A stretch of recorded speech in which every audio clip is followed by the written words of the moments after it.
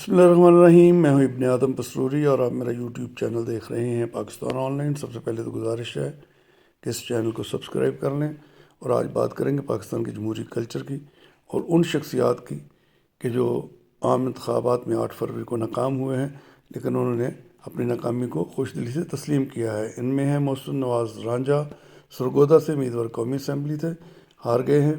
خواجہ سعد رفیق، سابق وفاقی وزیر، لاہور سے یہ شکست کھا گئے ہیں لیکن انہوں نے شکست تسلیم کی ہے۔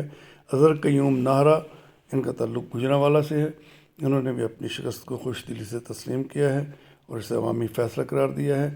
اس کے بعد ہیں خرم دستگیر، گوجرانوالہ سے سابق وفاقی وزیر، یہ بھی پی ٹی آئی کے امیدوار سے ہار گئے تھے، انہوں نے تسلیم کیا ہے۔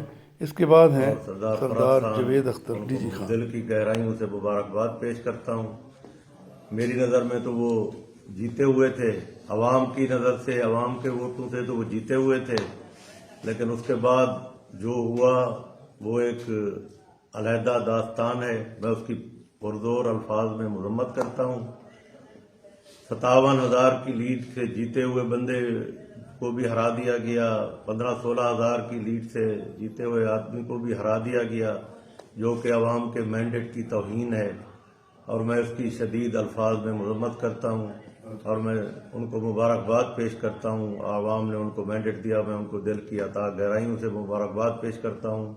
عوام نے عمران خان کو ووٹ دیا، جو ہوا وہ آپ سب بھائی بہنوں کے سامنے ہے۔